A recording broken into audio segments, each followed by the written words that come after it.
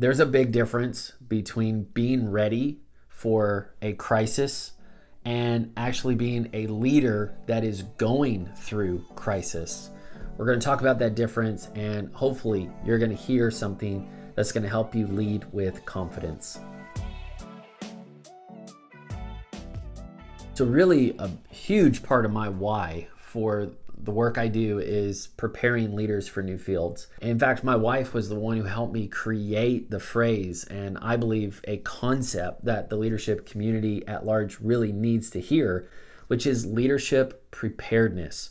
Most leaders have a title, but they're still unprepared to do the work of the job. Different categories of leadership deal with this better. But by and large, institutions and industries are both vulnerable to the lack of leadership preparedness.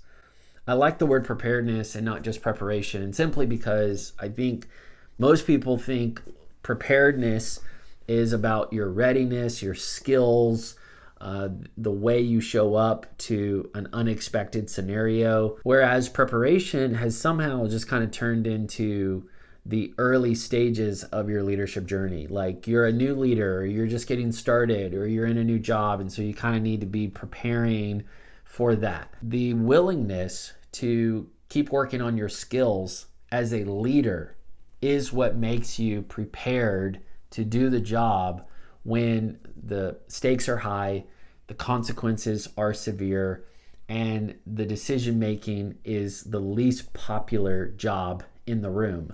I want to just hopefully bring that helpful course correction to the leadership culture that has popularized leadership. We have all kinds of leadership, and people are so excited about being leaders, and we're writing books on it, and it's just kind of become generic and almost haphazard in the way we approach it. Leadership has real consequences, and if people knew the demands and the disappointments that come with the job, they would definitely think twice before they accept a leadership role. And so this kind of sets us up for the Grand Canyon difference between a need for real crisis leadership, which is a style of leadership that is able to respond to a crisis, able to adapt in real time, able to rally and mobilize others for good. That's crisis leadership, and that's happening more and more. We're going to need to have that in our skill set, making sure that leaders are really ready to respond to crisis at whatever level of the organization it's coming up at. Now, this is a really big topic, so we can't cover it all now, but what I will say, and the whole point of this video is to say that there's a difference between actually being ready to lead in the midst of a crisis and being a leader that is going through a crisis. And, it is normal for leaders to have a lot of pressure. Leaders have a lot of stress. They're doing a lot. They're taking on a huge load. They're feeling burdened. The phrase, "it's lonely at the top," only rings real and true for so many people. But that doesn't mean that leaders have to go through a crisis alone, or that they should go through a crisis without accountability. These are two different situations, but what's wild and what's making this so thought-provoking is that this is kind of a perfect storm scenario where we are seeing the need for crisis leadership more than ever, and yet we're also seeing so many leaders going through their own personal dark nights of the soul. They're going through real crisis at a time where we need real leadership.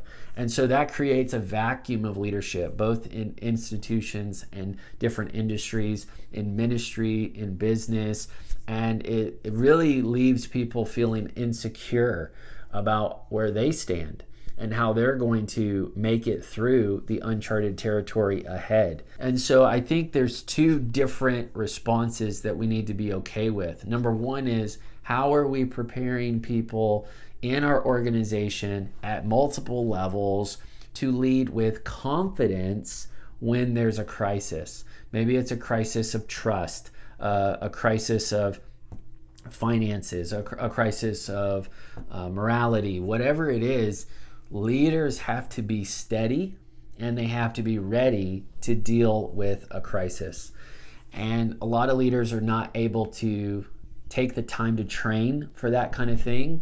And a lot of the meetings that teams have focus on the agenda, but not on the contingencies that are necessary when some of those things happen. So at the very, very least, you need to have a few leaders that are preparing for, the contingencies, preparing for the different systems and strategies that can come in play to safeguard an organization, to keep the team aligned, to keep communication clear and honest and open, and really to develop an agility in the leadership team, so that way as things start happening or even unraveling, that leaders are up to the task. We also need to give better care to the leaders that are going through a crisis. And this can happen in so many different ways. There can be a crisis of faith. There could be a crisis at home, a crisis in health. There can be a crisis of integrity. There's so many areas that leaders can face a crisis in, and yet many times it goes unnoticed or unchecked. The accountability systems only focus on the bottom line, or they only focus on written objectives, and they're not really thinking about the character of the leader or the competency that they're going to bring under pressure. And so these are honest conversations that need to be had. There really has to be a diligent commitment to provide accountability and support to these leaders on the front line. And my hope is that we start with the frontline leaders, the people that are really making decisions that have a sense of direction and consequence to go with them. And then hopefully that creates a good precedent, and there's a standard that we're leading by example, and then others are starting to kind of have a culture of accountability as well as a culture of support. It shouldn't be one or the other. I hope that it's both and. And so my question to you is, if you are leading a team, do you have a wide-eyed respect for the skill set of dealing with a crisis, leading with a sense of peace, a sense of security and stability, so that way you're actually communicating to the real issue that's breaking out and not just giving talking points. These are skills that can be practiced. These are skills that need to be thought about intentionally, so that way, when you are put in a situation, in the leadership chair specifically, and it's less than fun, to say the least, you're not going to, as the adage goes, rise to the occasion. You're really going to fall back on your preparation.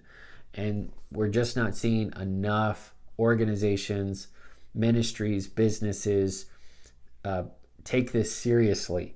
They think they have more time. They think they're too small or too big, that it's not going to affect them somehow. They think that they can kind of skirt around these issues, when actually there are massive storms that are coming straight through them in their path.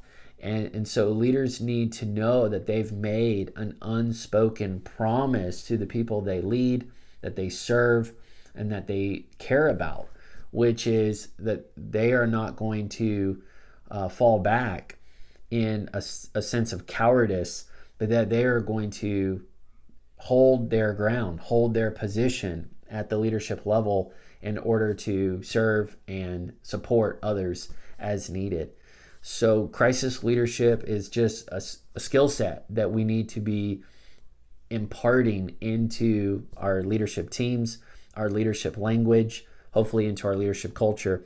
I don't know why, but specifically in the kind of pop culture of leadership, there's such an emphasis on visionary leadership, which I love. And I grew up in that kind of era of leadership where it was all about, just dream up the best case scenario and just mobilize people towards it. And I think, there's a value for that. That's wonderful. We need builders, but we also need leaders that are thinking about the worst case scenario, not out of paranoia or out of fear, but out of a real sense of shepherding, that they care about the people that are in their community or in their company, and they really are looking out for their well-being. And it's okay to be honest that you're not ready. It's okay to say, hey, I think we might get outgunned if we were put in this, figurative situation. But it's not okay to drag your feet. It's not okay to just, kind of brush it off like business as usual is what you're held accountable to. You're really held accountable to the well-being of the people inside your organizational culture. And crisis leadership is something that has to be practiced before it can, be rolled out. More leaders need to be thinking about how they would show up in a stormy day, a dark day, a tough day, instead of basically being too preoccupied with the weeds and the details and the stressors. And it's not okay to ignore the preparation that's needed to keep your team calm and to keep your organization functional when a lot of the obvious things are falling apart. One of the main reasons that we're not putting enough attention on these skills is simply because leaders are just preoccupied with their own issues. They've got so much just out of order that they're not able to have enough margin in their time or with their teamwork to begin to prepare these kinds of things. They don't have accountability. They don't have good support systems. They don't have a network with professional services.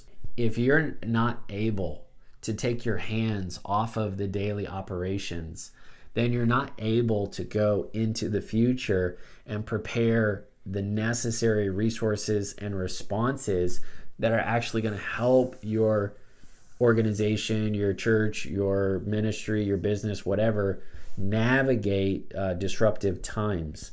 And so my call to action and really my appeal to leaders, specifically, those in the leader chair, those that are making decisions, those that are assembling teams, those that are allocating resources.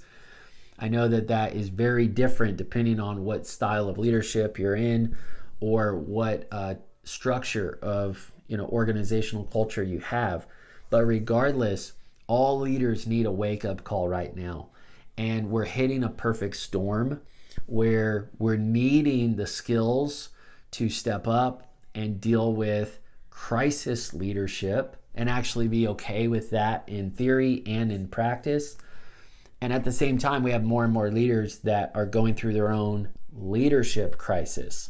And so those two things mixing is not good if we're not prepared. It's like these are two different conversations that are coming together, and we need to untangle the mess, and we need to deal with these two issues like in isolation. And what I mean by that is you have to think about what is best for the organization, and then you have to think about what's best for the leaders. And that takes time and it takes empathy, and you have to really engage it with a sense of hope, so that way you're bringing more empowerment into the moment than was there before. But when you think about your organization, your company, your community, you're really thinking about crisis leadership. You're thinking about what are the skills we're going to need to take care of this group of people, the clients or the team or the community. How are we really going to take care of them? And do we have some of the things either in place or in the works so that way we can respond together. It doesn't mean that you've got everything figured out, that you've done all the fire drills. It just means that your communication, your openness, your sense of collaboration is going to be effective if and when you are called upon to rally. That's what really matters. When a crisis happens, people want to know, are we going to lead together? Are we going to lean in instead of pulling each other apart? And you just see so many case studies over and over again when sad things happen, bad things happen. You really see who steps up to the occasion. There are real things that we can be working on at the leadership level in order to take care of the organization. Now, on the other side of this is the leaders that are going through crisis. And at that point, we take a different approach and we begin to personalize and humanize their experiences. And so now we need to bring in another layer of accountability, a layer of support. We have to think about not just who are the people assisting our leaders, but where's the support system that's supplementing their strengths and helping them to be well taken care of, to make sure that they are optimal, to make sure that they are making decisions in the best way possible. And so leadership crisis cannot be ignored either. We have to give an account of the leaders at each level of the organization, and we got to make sure that they are up to the task of navigating very disruptive times, and then make sure that they are going to be integrated really well into both the accountability infrastructure as well as the support systems that can be raised up. Now, I know I just said a mouthful in that a large majority of small businesses, family businesses, faith communities, they don't really have the resources for this. So what do you do? What are you saying, Peter? Are you saying that we have to all invest very deeply in stuff that may or may not even happen? I'm not implying that you have to invest more money, but I am saying you need to invest more time into this conversation to think about the leaders that are in that decision-making chair as if they were going to be called upon to rally people and help them walk through a really challenging time. I can't say it enough. I think this conversation needs to be had more often and more openly. And my hope is that in a very, very small way, that this could get you thinking that even if you're not in that decision-making chair, that you are going to be investing in your skill set.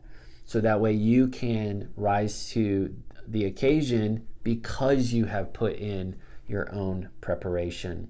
Hey, if this resonated with you, I want you to do two things. Number one, get involved in this podcast. It's all about leadership preparedness and helping you prepare for new fields. The second thing is go to peterburchfield.com. You're going to find free trainings there for you and for your team. I just created a free resource for leaders called Leading from a Centered Life. And man, if you want to deal with the leadership crisis that's going on right now, teach people in your sphere of influence how to lead from a centered life. Get those resources, get started, put in the work. You could literally access this stuff within a matter of seconds.